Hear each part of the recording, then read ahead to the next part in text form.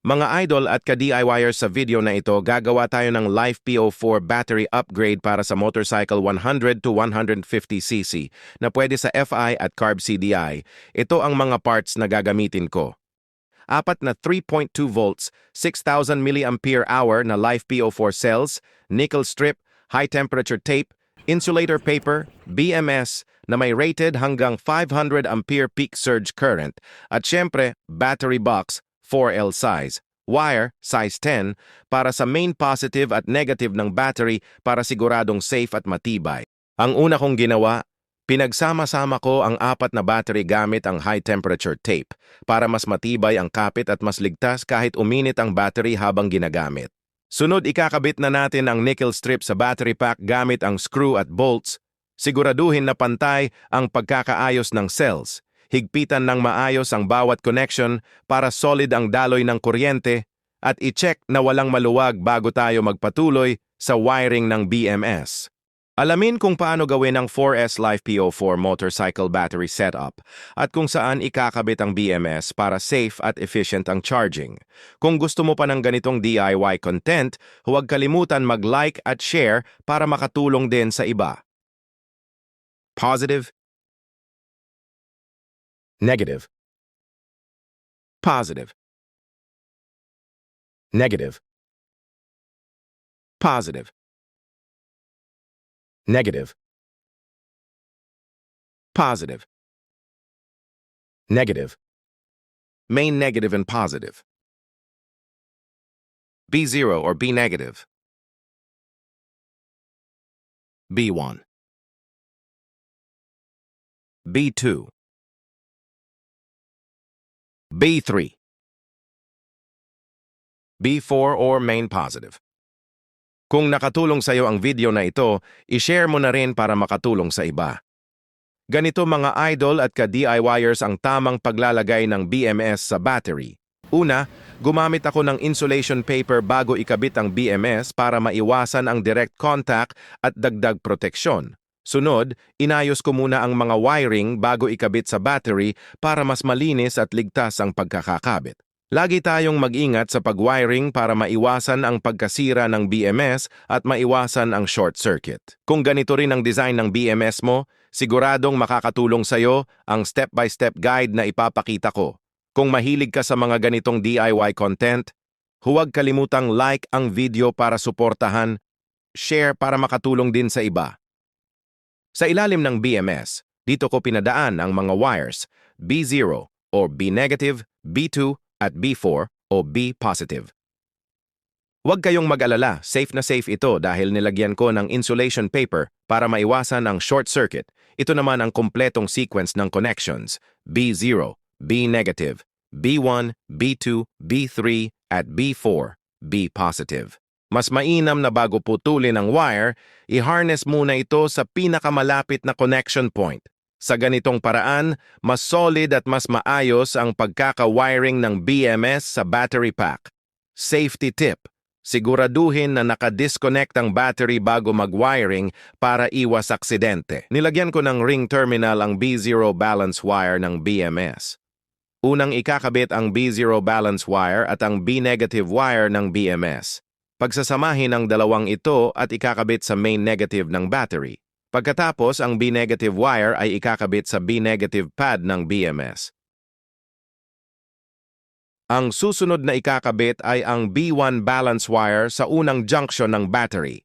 Ikakabit ang B2 balance wire sa ikalawang junction ng battery. Ikakabit ang B3 balance wire sa ikatlong junction ng battery. At nilagyan ko ng high temperature tape ang balance wire para safety ang wiring natin. Nilagyan ko ng ring terminal ang B4 o B positive balance wire ng BMS at ikakabit ito kasama ng wire para sa output ng battery sa main positive. Natapos na ang wiring ng BMS sa battery at nakakabit na rin ang wire para sa main output positive.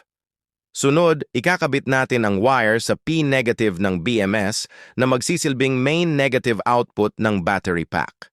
Kung nagbabalak kang gumawa ng DIY battery pack para sa motorcycle or solar project, siguraduhin mong tama ang wiring ng BMS para iwas sira at iwas sunog. Sa video na ito, ipapakita ko step by step kung paano ikabit ang BMS sa 4S Life PO4 battery pack. Let's go! B0, B negative ng BMS, ikabit sa main negative ng 4S pack. B1 ng BMS, ikabit sa unang junction ng battery, cell 1 positive. B2 ng BMS, ikabit sa ikalawang junction ng battery, cell 2 positive. B3 ng BMS, ikabit sa ikatlong junction ng battery, cell 3 positive. B4 ng BMS, ikabit sa main positive ng battery pack. Dito rin dadaan ang charge at discharge, papunta sa positive terminal ng battery box cover. Recommended wire size, number 8 or 10. P-negative ng BMS. Ito ang magiging main output negative ng battery. Ikakabit sa negative terminal ng battery box cover. Recommended wire size, number 8 or 10, ganun lang kasimple ang tamang pagkakabit ng BMS sa 4S Life PO4 pack. Tandaan, safety first lagi sa DIY projects. Kung gusto mo pang matuto ng mga ganitong wiring tutorials, huwag kalimutang mag-like, share, at subscribe para updated ka sa mga susunod na videos. Bakit kailangan makapal ang main positive at negative wires kapag nag-upgrade ka ng Life PO4 battery sa motorcycle? Dahil mas mataas ang starting current ng Life PO4 kaysa stock. Kung manipis ang wire, pwedeng mag-init, bumagsak ang voltage, at masira ang connection. Pero kung makapal, mas stable ang kuryente at mas safe ang system. Tandaan, malaking battery, malaking power. Dapat match din ang main wires. Share mo to para lahat ng riders safe at sulit ang upgrade. Natapos ko na ang Life PO4 battery upgrade para sa motorcycle. Balikan natin step by step ang ginawa ko para mabuo ito. Una, nag-balance muna ako ng battery cells. Pagkatapos, pinagsama-sama ko ang 4 na cells at kinabit gamit ang nickel strip. Naglagay ako ng insulation paper bago ikabit ang BMS, saka inayos ang wiring. Gumamit ako ng size 10 wire para sa main positive at negative output. Nagdagdag ulit ng insulation paper bago ipasok sa battery box. Sinuri ko muna ang output ng battery at nang okay na, ikinabit ko sa main terminal cover. Nag-check ulit ako ng output. Lahat ay maayos. Ang dating lead-acid battery ng motorcycle ay may 3 ampere-hour capacity lang. Pinalitan ko ito ng Life PO4 battery upgrade na may 6 ampere-hour capacity, doble ang kapasidad. Reminder, siguraduhin na tama ang pagkabit ng positive at negative wires. Hindi pwedeng magkabaliktad. Start na natin. Gumana agad.